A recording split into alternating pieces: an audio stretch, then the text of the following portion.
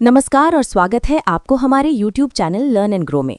भारत के इतिहास में कुछ नाम ऐसे हैं जो सिर्फ राजा नहीं बल्कि युगों के निर्माता कहलाते हैं। ऐसे ही थे छत्रपति शिवाजी महाराज। आज हम जानेंगे उनके जीवन की हर महत्वपूर्ण घटना, जन्म से लेकर स्वराज्य की स्थापना तक और उनके अंतिम दिनों तक। ये है शिवचरित्र की अमर गाथा।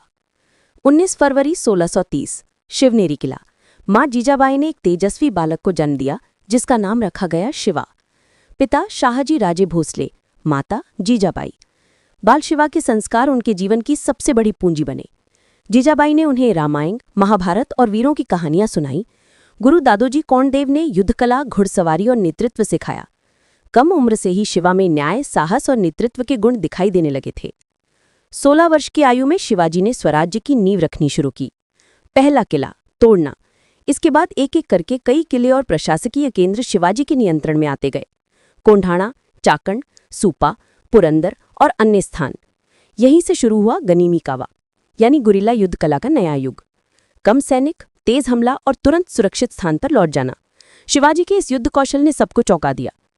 शिवाजी की बढ़ती शक्ति देखकर आदिल शाह ने अपने सबसे क्रूर सेनानायक अफजल खान को भेजा।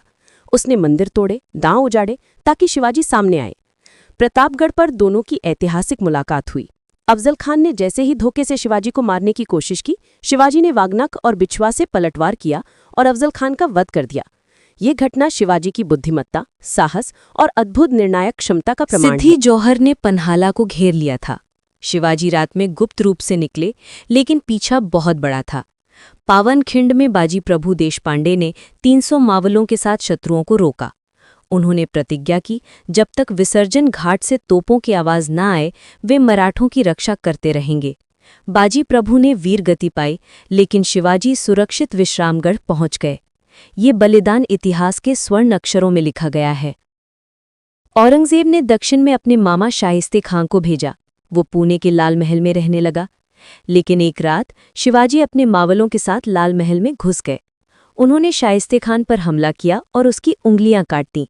ये मुगलों के लिए एक भारी ह्यूमिलिएशन था और शिवाजी के साहस का अद्भुत उदाहरण।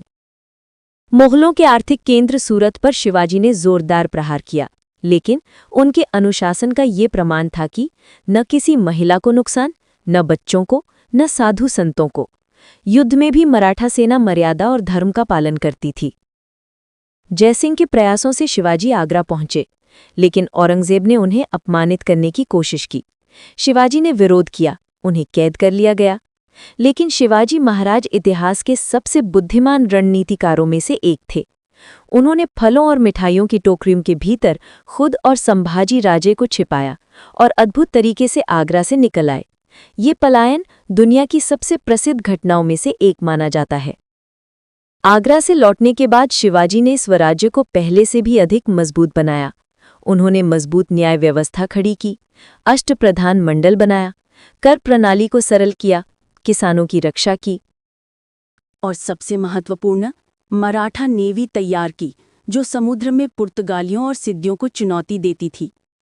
6 जून 1674 रायगढ़ किला, वेद मंत्रों की गूंज, ढोल नगाड़ों की ध्वनि और पूरे हिंदुस्तान का उत्साह। शिवाजी महाराज का भव्य राजाभिषेक हुआ।